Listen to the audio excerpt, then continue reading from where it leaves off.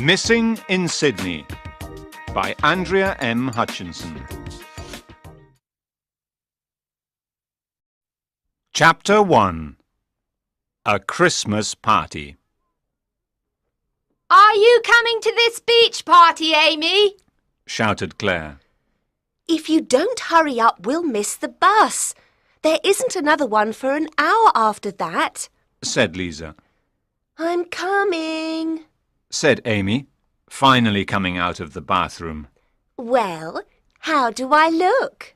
She asked her two best friends with a big smile.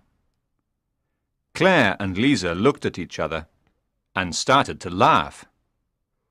What is it? Asked Amy, worried. Amy, we're going to the Christmas party on Bondi Beach, not to a nightclub, said Lisa. "You can't stand up now in those shoes. How are you going to dance all night?" Laughed Claire. You never know who we might meet. Replied Amy. Just because you two don't understand anything about fashion, come on, let's go. There were a lot of people already at the beach when they arrived. The music was loud, and even though the sun was starting to go down, it was still warm. This was where the three best friends wanted to be. For 2 years they planned this holiday, and finally, after hours of studying for exams, on Claire's 18th birthday, their plane took off from London's Heathrow Airport. Destination, Australia.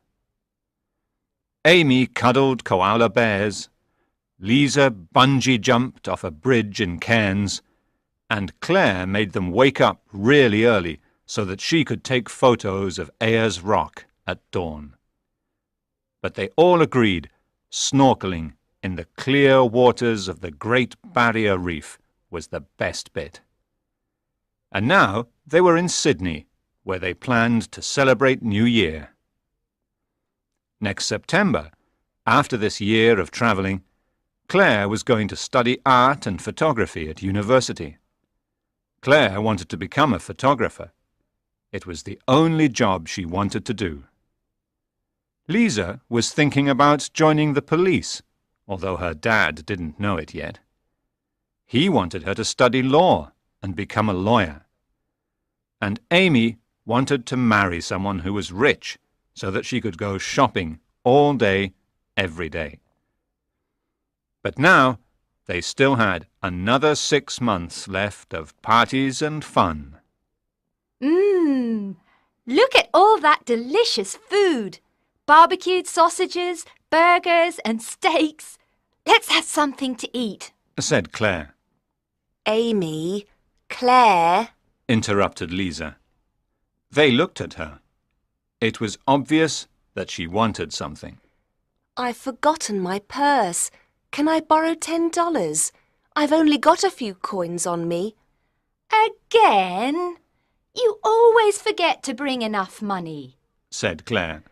Yes, and you haven't given me back the $5 you owe me for dinner the other night, said Amy. Lisa looked upset. She didn't plan to forget her money. It doesn't matter, she said. Angry, she went over to another group of friends. Don't ask me for anything in future. Lisa! shouted Amy and Claire, but she just ignored them.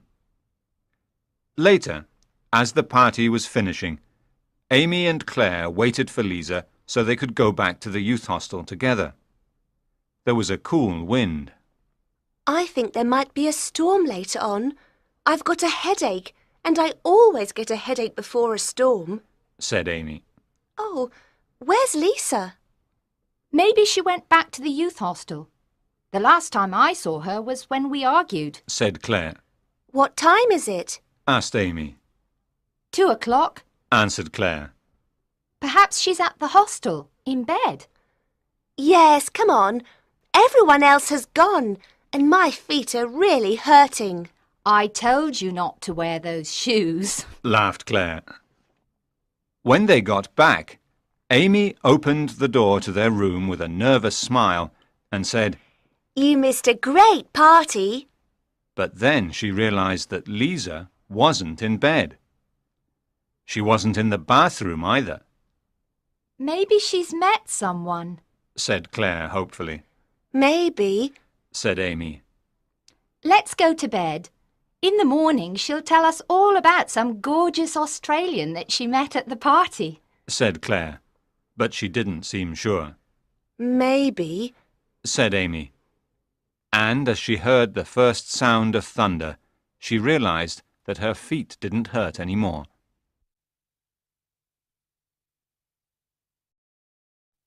Chapter 2. Where's Lisa? The girls' youth hostel was in the centre of Sydney, opposite Hyde Park. When Amy woke up early the next morning, she was happy they had their own room. In some hostels, the rooms were bigger, you had to share with a lot of other people. Today, she didn't feel like being polite or nice to anyone. Their room was very small for 3 people, but there was a nice view of the park below. Lisa liked sitting in the park when she wanted to write in her diary. But this morning, when Amy looked out towards the park, she could only see their friend Jack. He was sitting alone, near the fountain, reading a book. It was a beautiful sunny day now. The storm of the night before was over, just like a bad dream. Claire, wake up. Said Amy, touching Claire on the shoulder. Another 5 minutes? Said Claire, pulling the sheet over her head. No, you've got to wake up now. Lisa's still not here. She didn't come back last night. Claire immediately threw the sheets off her and sat up. Let's get dressed and we'll go downstairs and have some breakfast. Said Claire. Perhaps Lisa got up early and is already there. 5 minutes later, while they were going downstairs, they met Jack. Jack was travelling as well. He arrived in Sydney on the same day as the girls, and they met as they were checking into the hostel. The 4 of them soon became friends, and they often spent evenings together, talking until late, sharing pizza and beer in the hostel's garden. Now it seemed like he was in a hurry. Hello, Jack. Have you seen Lisa this morning? Asked Claire. No, I haven't. She's not in the dining hall. Why? Oh, it's probably nothing. If you see her, tell her that we're looking for her. Said Amy. I'm leaving today, so I probably won't. But if I see her... Sorry, I'm in a hurry, and I must go and pack my things. Before they could say goodbye, he ran by them and into his room. Jack was right. There was nobody in the dining hall. It's 7:15. It's still early. If we sit over there by the window, we'll see her when she comes back. Do you want something to eat? Asked Claire. No, I'm not hungry. I think I'll just have some orange juice. Said Amy. In silence, Amy and Claire waited. Every time the door opened, they both looked up, hoping that it was Lisa. At 8 o'clock, the dining hall was starting to get busy, and their glasses of orange juice were still full. Come on. I can't just sit here anymore. Let's go back upstairs to the room and try to call her on her mobile. Said Claire. Back in the room, Amy dialed 387-452-9113. She walked up and down the room, waiting for the number to start ringing. OK, it's ringing. She said to Claire with a nervous smile. Shh! Said Claire suddenly. What is it? Said Amy. She watched Claire go over to the bedside table and open the drawer. As she opened it, the ringtone of Lisa's phone filled the room. Amy hung up the phone, disappointed. Amy! Look! Lisa's purse is in here too. So Lisa hasn't got her mobile or any money with her. Said Amy. Oh, Claire, where could she be? This isn't like her at all. What are we going to do?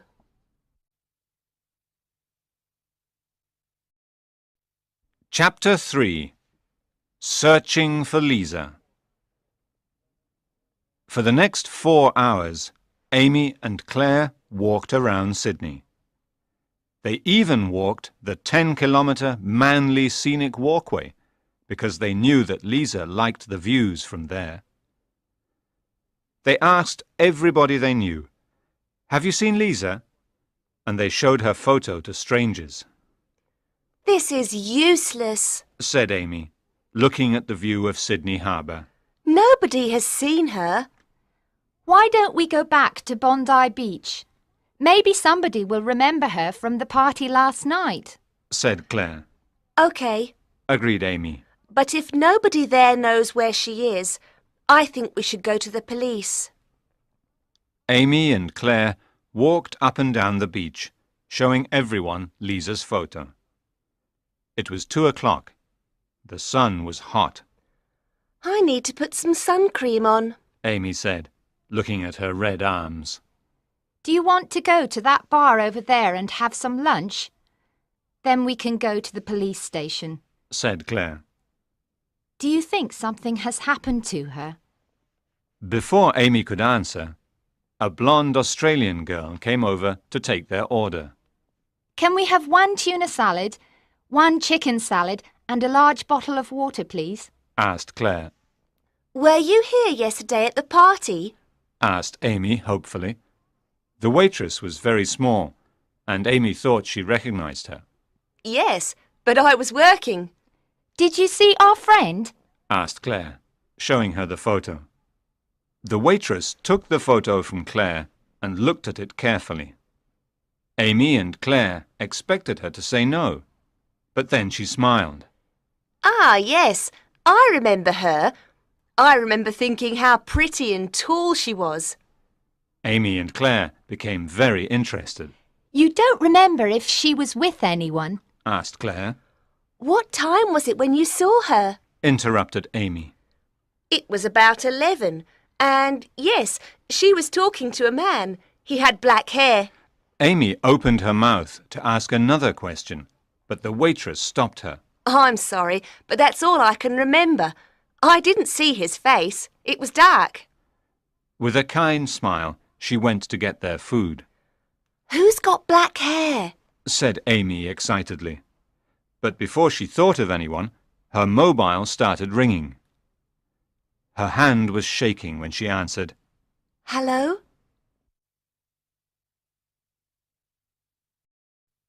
Chapter 4. Lisa makes a phone call. Breathless, Lisa ran as fast as she could towards the telephone box. Her ankle hurt from when he pulled her into the house, but there was no time to think of that now. Only a few more steps. Oh, why did I have that stupid argument with Amy and Claire? Why did I forget my purse? Why did I trust him? She thought, with tears in her eyes. Looking constantly over her shoulder, she lifted the receiver. The inside of the telephone box was dirty and covered in graffiti, but luckily the phone was working. She put her only money, a $1 coin, into the phone and dialed Amy's number. Please pick up the phone, please, she thought. On the second ring, Amy answered, and Lisa started crying. Amy! Oh, I'm so glad you're there. Lisa, is that you? Where are you? Oh, I don't know. I need your help. The line was bad, and because Lisa was crying, it was difficult to understand what she was saying. I'm sorry. There are things you don't know.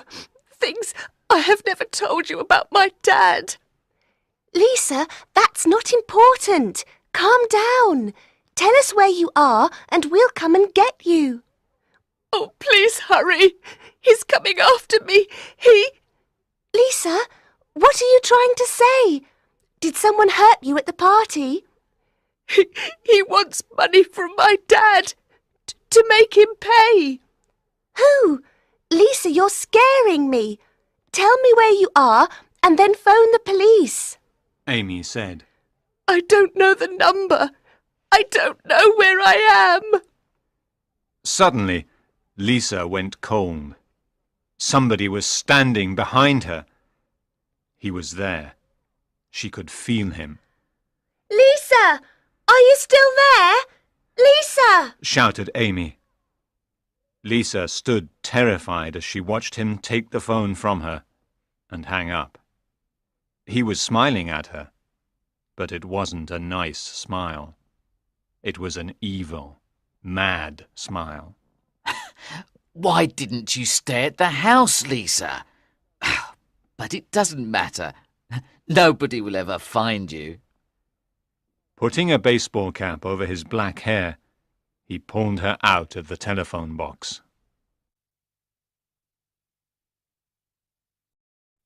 Chapter 5.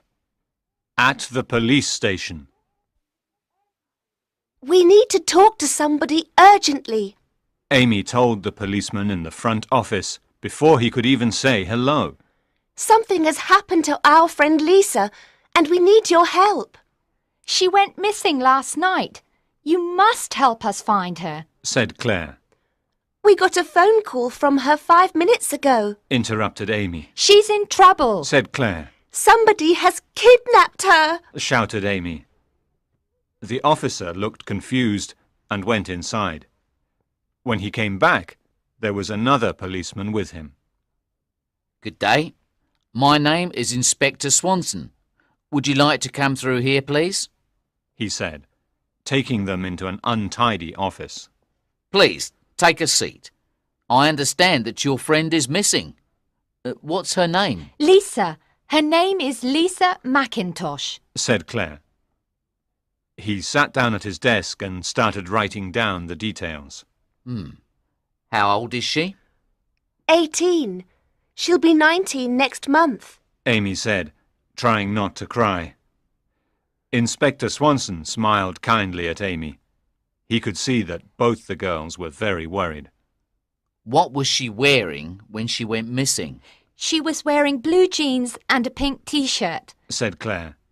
Can you describe her to me? She has long, curly blonde hair and blue eyes. This is a photo of Lisa.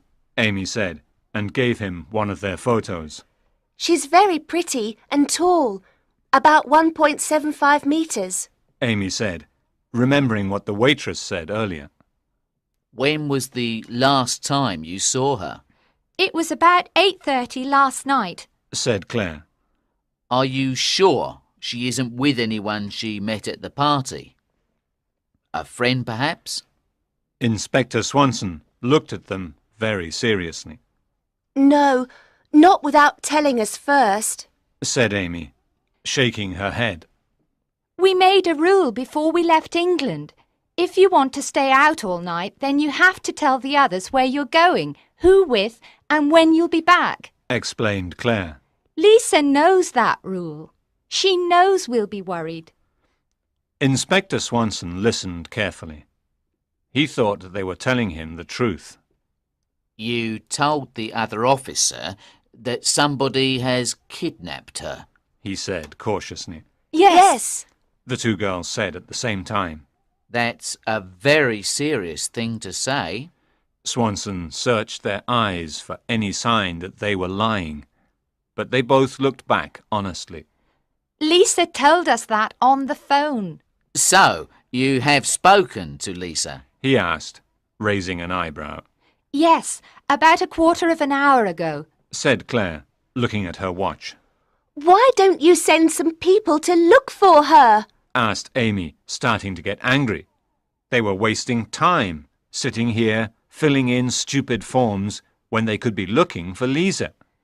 Amy? Said Claire, trying to calm her down. She turned to Swanson. I'm sorry, but we're really worried about Lisa. She said that a man was after her. A policeman knocked on the door. Sorry to interrupt you, sir, but could I talk with you in private, please? He asked. I'm busy. Can't it wait? Said Swanson. It's very important, sir. said the policeman, and Swanson stood up. I won't be long. Can you finish filling in that form about Lisa, please?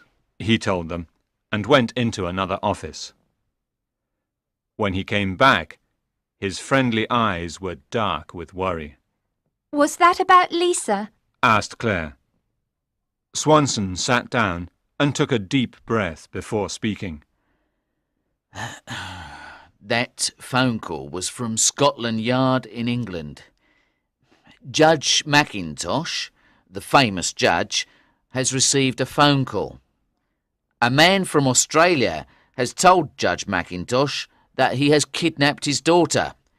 The kidnapper wants his father to be released from prison and $200,000 or... Or what? Asked Claire and Amy at the same time. Or he will kill Lisa.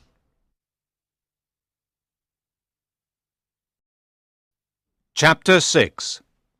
The Truth. Swanson ordered Amy and Claire to stay in his office while he organised his officers. Judge Mackintosh, Lisa's father, was already on a plane with the money. Everybody seemed to be busy doing something to help Lisa. Amy and Claire felt like they were the only ones doing nothing. We've got to do something, Claire. Said Amy. Lisa's our best friend. You're right. Replied Claire. Before Inspector Swanson came back, they walked out of the police station and into the late afternoon. Which way do you think we should go? Left or right? Asked Claire, looking down the busy street. Amy wasn't listening. She was looking at the photographs. They looked so happy. It was hard to believe that some of the photos were taken only a few days ago. Why do you think she didn't tell us? Claire turned around and realised that she was talking to herself. Amy, you're not listening to me at all. She complained. Said Amy, still distracted by the photos. There was something wrong, but she couldn't work out what it was. I said, why do you think Lisa didn't tell us that she has a famous dad? That's it! Shouted Amy, making Claire jump. Look! She said, showing the photos to Claire. What? It's just us three having fun. No, look again. Insisted Amy. Claire took the photos from her and looked at them closely, but she couldn't see anything unusual. He's on this photo we took in Cairns and this one at Ayers Rock. He's even on photos that were taken before we came to Australia. Look, this one was taken at Heathrow Airport. Who? Said Claire. She was starting to get impatient now. Amy wasn't making any sense, and they didn't have time to waste like this. See, here in the background. That's more than a coincidence. Amy was pointing at the figure of a man with black hair in the background of the photos. He's followed us. He's the monster who has kidnapped Lisa. She said angrily. Amy, Said Claire, putting a hand on Amy's arm to calm her. I know that face. Jack! Interrupted Amy. But she wasn't looking at the photo. She was waving to a man across the street. Jack didn't see Amy. He walked quickly into a newsagent's. I thought he was leaving Sydney. She asked, turning to Claire. But Claire's face was white. You look like you've seen a ghost. Smiled Amy. Amy, the man in these photos. It's him. It's Jack.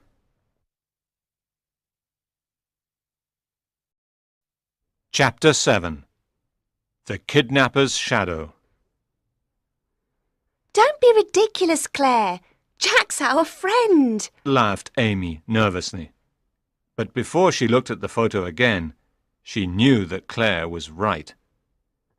Amy felt sick. Lisa liked Jack. She trusted him. They all thought he was nice, Look, he's coming out of the newsagent's now. said Claire. I'm going to kill him, said Amy. She wanted to run over to him, but Claire stopped her. No, don't be stupid. If you do that, we'll never find out where Lisa is. Let's follow him instead. We should phone the police, though, said Amy, taking her mobile phone out of her bag. There's no time, Said Claire. Come on. They started to follow him south, through Hyde Park, and then east, down Oxford Street. He was walking fast, and it was difficult not to lose sight of him in the busy street. It was still a public holiday, and a lot of people were out, enjoying the early evening sun and eating ice creams in the many bars of this lively neighbourhood. Oh, no, Said Claire. What's the matter? Asked Amy. She was staring at the back of Jack's head as he crossed the road a few steps in front of them. The traffic lights. What traffic lights? Said Amy, confused. A tall woman with long brown hair stopped suddenly in front of her, obstructing her view. Amy wanted to push her out of the way. They're red. He's going to get away, Said Amy. Forced to stand still and wait, they watched Jack disappear into the crowd. It felt like an hour before the cars stopped and they could walk across the road. It's useless, Shouted Amy. We'll never find Lisa. We can't give up now. Said Claire. I'm going to the police station. Said Amy, refusing to go any further. But then, as she turned to go, she saw him again. Chapter 8. Finding Lisa. The house was on a pretty street in Paddington, a residential district south of Sydney Harbour, not far from the youth hostel. It was a Victorian house and was identical to all the other houses on that street. Claire and Amy watched as Jack went through the gate and into the house. Once they were certain that nobody was watching them, they walked to the rear of the house and looked through a window. It was very dirty, but they could still see inside. The outside of the house was beautiful, but the inside was horrible. The furniture was ripped and empty tins of food, pizza boxes and cans were on the floor. Lisa was sitting on an old chair in the living room. Her hands were tied, and she looked frightened as she watched Jack. He was shouting, and his face was red with anger.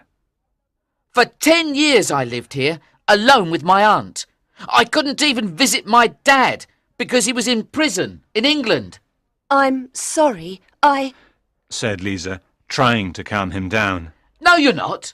You're not sorry. I am. No, you're sorry that you're not out with your friends, laughing and having fun as usual. Well, what about me?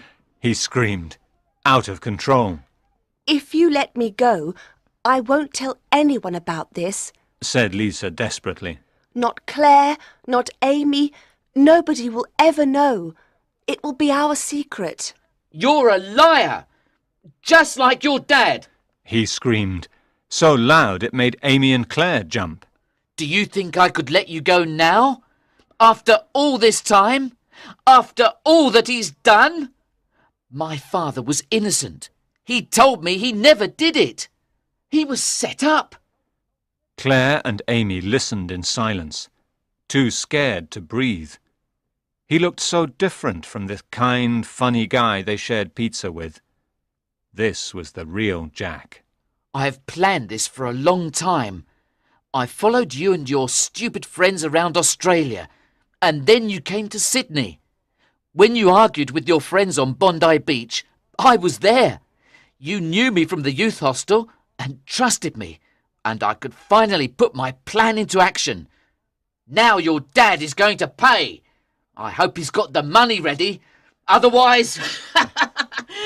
He laughed a mad laugh in Lisa's face before rushing out of the house, locking the door behind him. Amy didn't wait 1 minute more. She took her mobile phone and dialed the number of the police station. Hello? Can I speak with Inspector Swanson, please? It's Amy Dixon. While Amy waited for Swanson to answer, Claire knocked on the window. Lisa! Shouted Claire. Everything's going to be okay. You're safe now.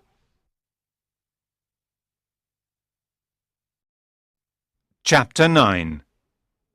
Happy New Year, I still don't understand why you didn't tell us about your dad. said Claire. It was New Year's Eve, and Lisa's dad was paying for them to have dinner in an expensive restaurant. From their table, there was a fantastic view of Sydney Harbour and the Opera House. The night sky was full of stars. The nightmare of the past few days was finally over. I wanted you to like me for who I am, not because my dad was a famous judge, said Lisa. Well, I don't care if your dad is a judge or if he cleans the streets. What are you going to order? I can't decide. I'm so hungry, I could eat 2 of everything, said Amy. We'll order some champagne first, said Lisa's dad. I'm a lucky man. I always worried that something like this was going to happen. It's over now, Dad. Because of Amy and Claire, Jack's in prison, and he'll stay there for a long time. I want to get on with my life, said Lisa, and she kissed him on the cheek. What are your New Year's resolutions? Asked Amy. I'm going to give up chocolate after I've tried that delicious-looking chocolate cake, said Claire. I'm going to retire, said Lisa's dad. Why? You can't do that. Your job means everything to you, said Lisa, surprised. I've thought about it for a long time, even before all of this happened. I want to spend more time with my family, he said, smiling at Lisa.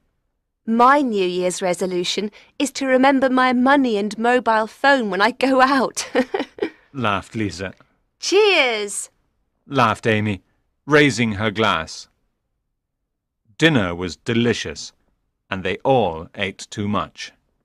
Have you thought about what you are going to study at university? He asked. Oh, Dad, don't be boring. It's New Year's Eve. There's lots of time to think about that, said Lisa, suddenly nervous. Your future is very important, he said seriously. I know, but... Lisa knew that joining the police was what she definitely wanted. She also knew that sooner or later she needed to tell her dad about her decision. But she didn't want to ruin this evening. She was having such a good time. Dad, she started.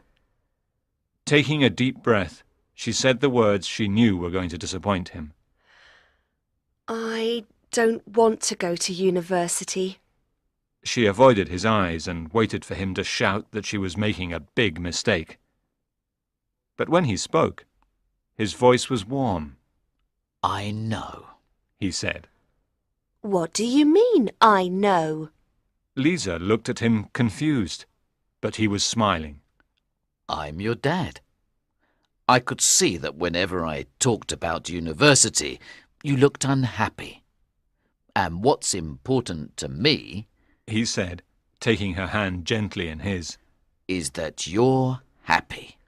So, can I join the police? If that's what you want, he smiled. Do you mean that? Asked Lisa, excitedly. She threw her arms around him. Well, if Lisa is going to join the police, then you two could always become private investigators, he said, and Claire laughed. I'm serious. You found Lisa before the police did. But the girls were laughing too much to take him seriously. Here's to us, Charlie's Angels, laughed Lisa, making another toast. It'll soon be midnight. Shall we go outside with everyone else? At last, the countdown began. 10, 9, 8, 7, everyone shouted. 6, 5, 4, 3, 2, 1. Happy New Year! Fireworks filled the sky with loud bangs and a beautiful rainbow of colour. Sydney was impressive at any time of year, but the harbour at New Year was unforgettable. Any plans for the future could wait until tomorrow. It was too good here and now.